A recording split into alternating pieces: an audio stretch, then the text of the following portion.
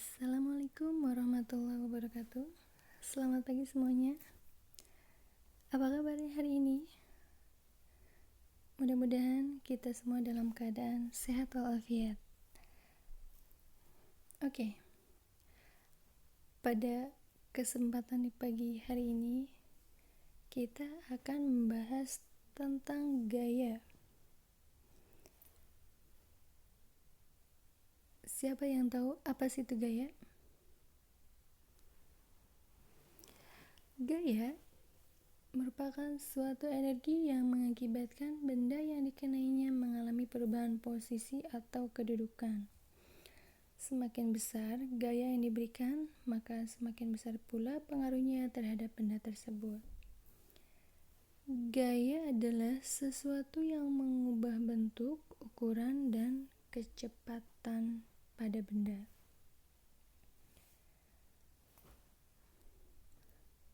Perubahan-perubahan yang dihasilkan gaya.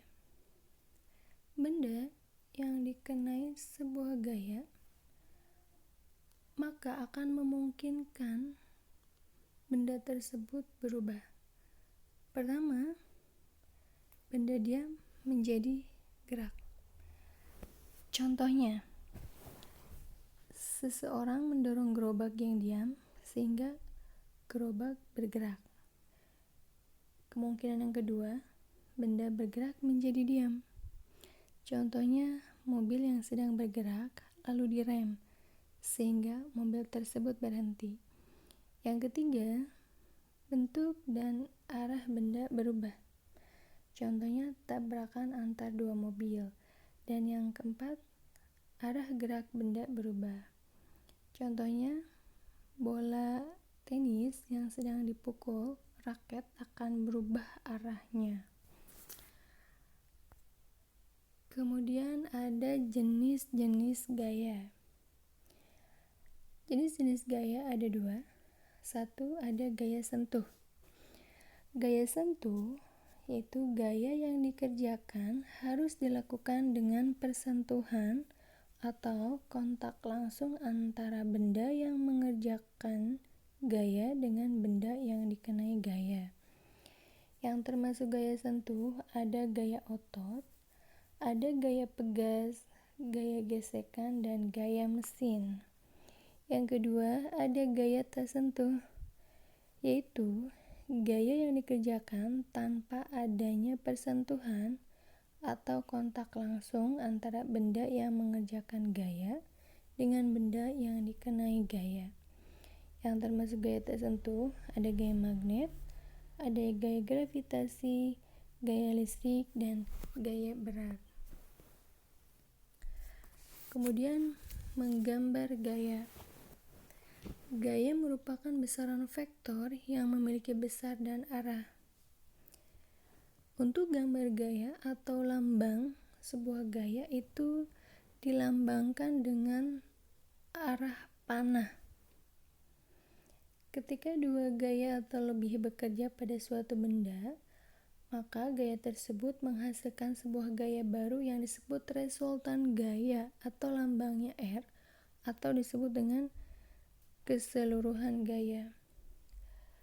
Ada 3 macam bentuk gaya yang bekerja pada dua benda atau lebih. Yang pertama, ada gaya-gaya yang searah.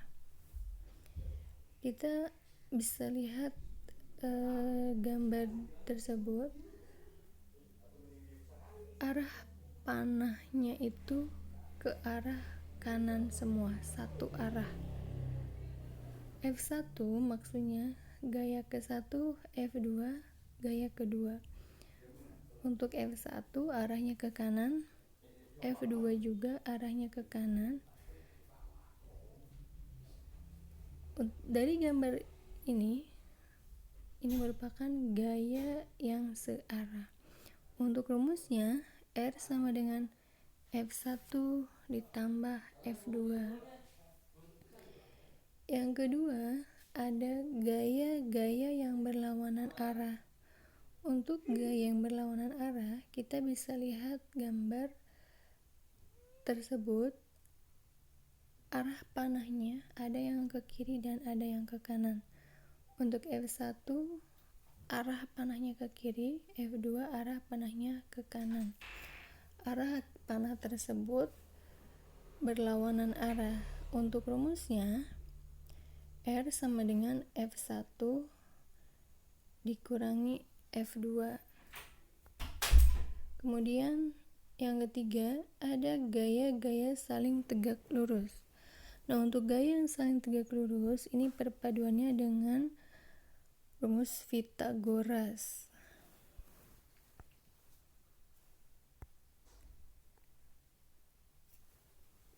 Dalam penghitungan gaya, ditetapkan aturan sebagai berikut. Yang pertama, tanda positif. Tanda positif itu menyatakan arah gaya ke kanan dan ke atas.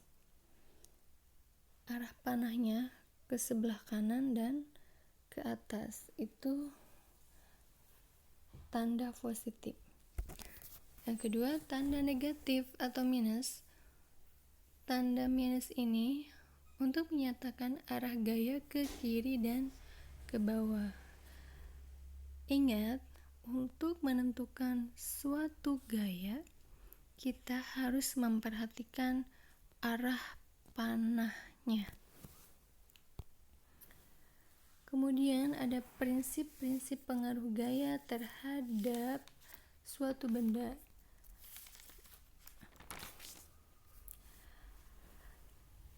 Seorang ahli fisika yang bernama Newton, beliau mengemukakan ada 3 pernyataan yang secara umum disebut dengan hukum Newton. Yang pertama, hukum 1 Newton atau disebut dengan hukum kelembaman. Hukum 1 Newton berbunyi, setiap benda cenderung mempertahankan keadaannya, yaitu tetap diam atau tetap bergerak dengan kecepatan konstan.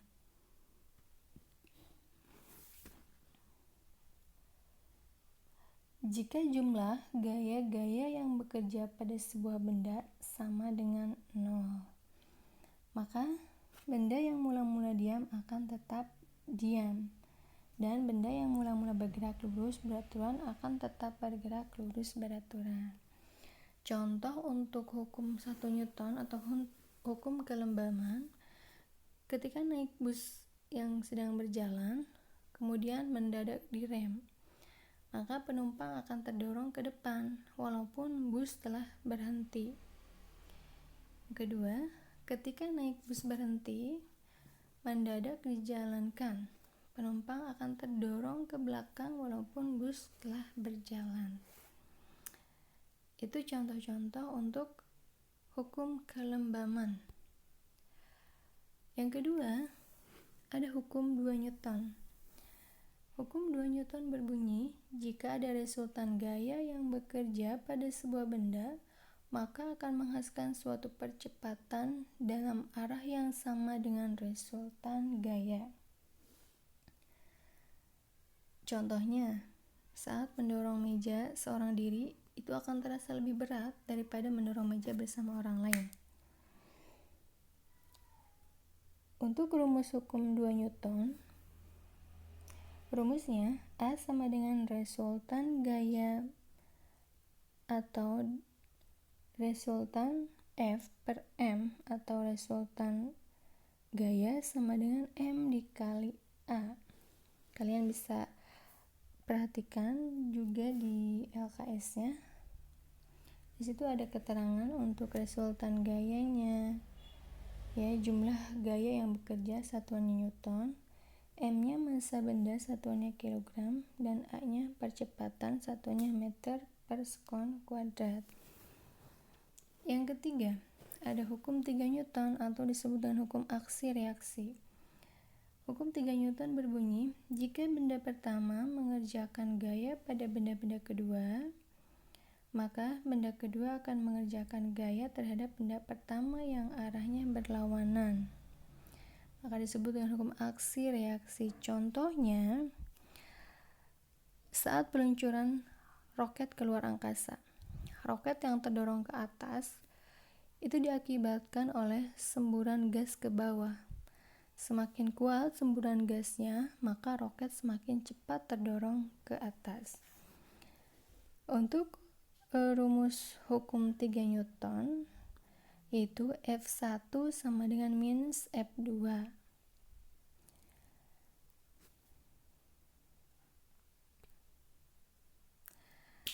Oke, itu penjelasan tentang gaya. Jika kalian belum paham, silahkan ditanyakan melalui WA. Dan untuk latihannya, kerjakan uji kompetensi halaman 24 untuk Romawi 1 nomor 1 sampai nomor 8, Romawi 3-nya nomor 1 sampai 3. Kerjakan di buku tugas IPA khusus. Oke, sampai jumpa di bahasan berikutnya. Tetap semangat dan selalu jaga kebersihan. See you. Assalamualaikum warahmatullahi wabarakatuh.